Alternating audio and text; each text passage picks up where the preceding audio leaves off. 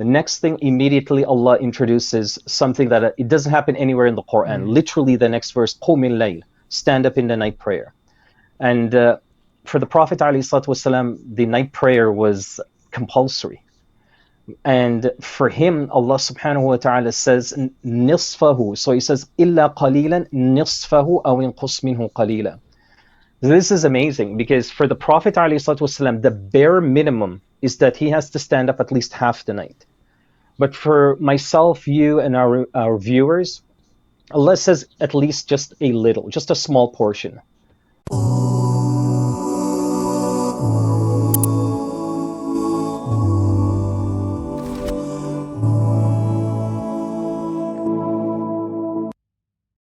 Assalamu alaikum. Welcome to our next episode of Quranic Transformation. As you can see, we have our Sheikh Musleh Khan joining us today, and he'll be with us for the next few episodes. Assalamu alaikum, Sheikh, and welcome to the podcast. Wa alaikum assalam wa rahmatullahi wa barakatuh. Thank you for having me here. Thank you so much. It's all our honor and our pleasure. Thank you for joining. For those of the audience that may not be aware with you, alhamdulillah, you have been in the Dawah scene for quite some time, I think 10 plus years now, or maybe even 15 plus, that I've even known you doubled it, yeah. Double it. Yes, it has been just over 20 years now. MashaAllah, barakallah. Alhamdulillah. So yeah, for those of the audiences that may not be familiar with you, if you can, especially your current projects and things that are happening and where people can find more about them, I think that will be very useful for some of the audiences that may not be familiar with your work. Sure. So I am currently an imam at the Islamic Institute of Toronto, and I also work as a chaplain, a volunteer chaplain with the Toronto Police. These are the two things that keep me the busiest. My time and my duties there, as well as the chaplaincy program. And alhamdulillah, every now and then I get the opportunity to travel and visit different places. So when that happens, that also gives me, takes a lot of my time and energy. But alhamdulillah, these are the three areas where I spend most of my time. Inshallah. And I personally come across, you do like some customized program for youth as well. Like some of the new Muslims that I've come across have spoken highly of some of the, I think, online and in person, some youth programs that you've been doing. And you didn't mention that, Sheikh. We have to keep you honest with that. So where are those happening, or how people can learn about it? Is that primarily on Islamic Institute's website, or? Yes. So that's usually on the Islamic Institute of Toronto. Their website is islam.ca. I also do quite a bit of it just online on social media. So you might see me on Instagram or Facebook, really. And I also teach for Al Kawthar Institute. So that, that's a renowned organization. So we're all over the world teaching different topics. So alhamdulillah, yeah, a little bit of something in every outlet possible. MashaAllah, tabarakallah. May Allah bless and increase for you. Ameen. So with that, inshallah, we'll start with a fresh new surah, which is Surah Al-Muzammil. And for those of you joining us for the first time, this is meant to be short episodes, meant to connect with Quran and see how Quran can give us practical benefits in our day-to-day life, from how we look at the life, the mindset, to the state of our heart, the actions of our heart, as well as the rest of the actions, inshallah. So with that, this episode will cover the first 7 verses, inshallah. So let's begin, Sheikh. So you'd like for me to read it? Yeah, there you go. Or, okay. Yeah, recite the first 7 verses, inshallah. Sure.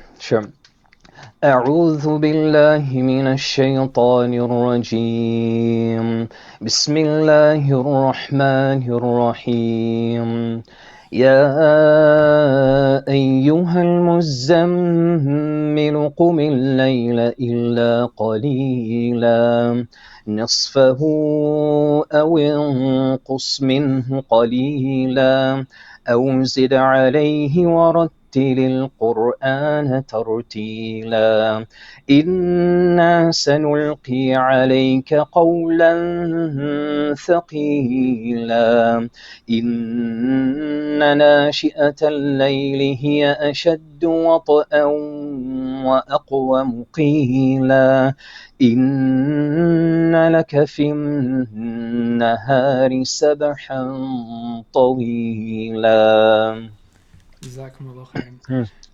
So as we see, the main theme is basically about the night prayers, the tahajjud prayers. And I think from our perspective, how do you see it, and how do you advise your students, and what benefit it can give us and why it's important for us to make time for it. Okay. Bismillah, alhamdulillah, wassalatu wassalamu ala rasulillah wa ba'd. This particular surah is really special, Brother Zubair, because of how it begins. It sets the tone right away to concentrate on very specific things. And it's important that everybody knows what muzammil is, what this term is, because if you look at like translations, they say like, something that you use to cover or a blanket and descriptions that are similar. But Ibn Abbas radiallahu anhuma and others have said that muzammil literally is like a garment or a wrap that you use, and you use it for protection and comfort. Right? You could walk into anything. You could, just because you're comforted, or excuse me, that you're covered, doesn't necessarily mean you're comfortable. Yeah. But muzammil is very specific, and that's why the Prophet ﷺ used this word when he got the revelation. He ran to his wife Khadija radiallahu anha, and he said, "Zammiluni, zammiluni," which means like not just cover me, not just protect me, but also ease my pain, ease my anxiety. So with that being said, the next thing, immediately Allah introduces something that it doesn't happen anywhere in the Quran. Literally the next verse, قُمِ اللَّيْلِ, stand up in the night prayer. And for the Prophet ﷺ, the night prayer was compulsory. And for him, Allah subhanahu wa ta'ala says, نِصْفَهُ. So he says, إِلَّا قَلِيلًا نِصْفَهُ أَوْ انْقُصْ مِنْهُ قَلِيلًا. This is amazing, because for the Prophet ﷺ, the bare minimum is that he has to stand up at least half the night. But for myself, you, and our viewers, Allah says at least just a little, just a small portion. So the first thing I would say to everybody when it comes to the Qiyamul Layl is always remember that Allah subhanahu wa ta'ala on the Day of Judgment will judge us first and foremost on our prayers, our compulsory prayers. And wherever there's a deficiency, wherever there are areas in the salat that weren't done correctly or perfect and so on, the first thing Allah will order His angels to do is go and look at their voluntary prayers. And the first category of those voluntary prayers is the Qiyamul Layl. So this is the closest prayer we have to the compulsory prayers. Like, that's how important it is. And the people who pray it, Allah blesses them with a special light, special nur. And Brother Zubair, some of the ulama, they were asked, even till this day, what is this light? Why is it that when people pray Qiyamul Layl, they just look different, they act different, their interaction is different? And the ulama, they say it's because of the sacrifice that they make by breaking their sleep. They're exhausted, their eyes are burning, but they go through all of that solely for Allah subhanahu wa ta'ala. And so Allah gives them a special nur on their faces and a special nur in them that no one else will have, no matter what other ibadat they do. This is only exclusive for people of Qiyamul Layl. I mean, we can go on and on about it, but that's sort of a quick, I guess you could say, taste of how important and beautiful tahajjud is. Sure. Beautiful. Mm-hmm. And I think, how would you relate that? I think the two other themes which are sort of related to the tahajjud or the night prayer is the notion, which is where we stopped, the verse number 7 about, so you're starting your day, and then obviously once the day starts, and then you are kind of like turn into one thing after the other, and you're busy like dealing with different things in different areas of your life, right? So the importance of this notion of having that dedicated time for the worship of Allah subhanahu wa ta'ala, and having a conversation with Allah subhanahu wa ta'ala, and connecting, especially in that time with the Quran and what have you. And I think this is something, even from the worldly perspective of, performance enhancements, coaches and what have you, they would say like, you make this time where you are secluded and you're not being distracted by phone calls and meetings and emails and what have you, and you get your most important things done. So for some people, when maybe getting a workout done, and subhanAllah, like sometimes you see that you're going for Fajr, and even when it's like 4:30 a.m., people are actually walking their dogs, right? So it's just a matter of what people really prioritize in their life and what you make time for. So what comes to your mind when you think about that from a day organization perspective? Its connection to Qiyamul Layl. No, right. Just using that thing to starting your day with the first off. Wow. That's a huge question, and it's very beautiful because it reminds me of a statement that the great scholar Imam al-Dhahabi, rahimahullah, he was asked a question from one of his students that if somebody wakes up during for Qiyamul Layl, will they not feel exhausted and tired during the day? And not being able to perform their duties and go to work and so on. So he had a legitimate question, and it's a legitimate concern that most people had. As a matter of fact, one of my students years ago did a survey, and this was one of the questions that she asked over 100 Muslims of what's the number one reason or the top three reasons why it's difficult for you to wake up for Qiyamul Layl. None of them said they didn't want to. None of them said they didn't feel they needed to. Every single one of them literally said, I'm just afraid of how I would feel during the day. And Imam al-Dhahabi rahimahullah responded and says, Wallahi, the person who wakes up during the night and sacrifices that time in worship to Allah, Allah will never allow them to feel exhausted or tired to seek His rizq during the day. So rest assured, the people who do it can tell you with experience that that doesn't happen. You just sort of develop the sense of sakina and peace amongst the people, but it's not exhausting and it's not tiring. It's actually the most beautiful feeling you could ever desire or want to get through your day. Now, with that being said, the second point is now here you've got all these duties, all these responsibilities.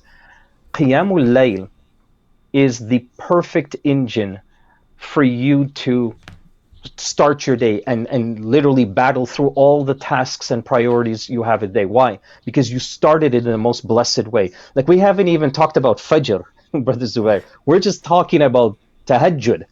Like Fajr, that's a whole nother episode. It's like a But warm up. just the fact that, yeah, this is the warm up. This is like the practice, but this is the after effect of this practice only. And 99% of the time, when you're up for Tahajjud, there's a good chance that whoever's doing that, they're up for Fajr anyways. So they're not going to miss that Fajr. You start to see the remnants and you start to see the after effect, the barakah that Allah promises people who wake up during the night that they will receive. Never has a believer woke up during the night in prayer, except that Allah subhanahu wa ta'ala always allowed that their hearts be at ease and that they were always happy and pleased. They were never disappointed with that decision. So I wouldn't even be concerned the slightest bit that whatever priorities you have during the day, that whether they will be fulfilled or whether you'll be able to give 100% commitment, that you can rest assured is a guarantee from Allah subhanahu wa ta'ala. Beautiful. I think as you were speaking, something just came to my mind as well, that even if you want to ease into it, it doesn't have to be the special or the preferred time, which is the, towards the end of the night or right before Fajr. People can actually have a routine of even starting with, just praying it just before going to bed, right? And then you can have a 5, 10, even 15, 20 minutes and do that. And then, basically wrap up your day with that as well, right? Yeah. So that's technically that is an option. Right. But if you want to maximize, for all our viewers, you really want to maximize the most of your rewards, the later the better, just in terms of barakah and reward. But yeah, if you got school and work during the week, yeah, that option is definitely a perfect one for most people. Beautiful. And I think the last thing we can touch upon and wrap up this episode is that the special connection or generosity or the acceptance of dua at that time as well, inshallah, if you can touch a bit on that. What can I say? Like, what can we say? Everything that Allah subhanahu wa ta'ala tells us in a long hadith Qudsi, that He descends to the last part of the heavens and whoever is seeking my forgiveness, I will forgive them. Whoever is coming to me, I will run to them. All of that happens every single night during the last third part of the night. So we're just talking about an hour or so before Fajr. Everything that we ask for, there's a statement, Brother Zubair, that the ulama, they say that if a slave truly wants something from Allah and they do not wake up for Qiyamul Layl and ask for it, it means that they do not truly want that thing from Allah. So just keep that in mind. You really, really want something and you're making dua, it should ignite in you, I gotta wake up a few nights for tahajjud, ask Allah for it, and Allah guarantees that He will give in a way that's befitting to Him.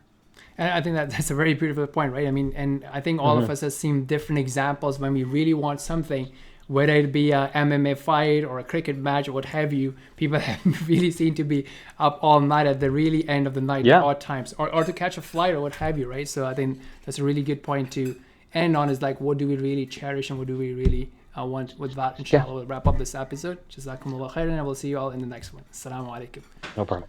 Wa alaikum assalam wa rahmatullah.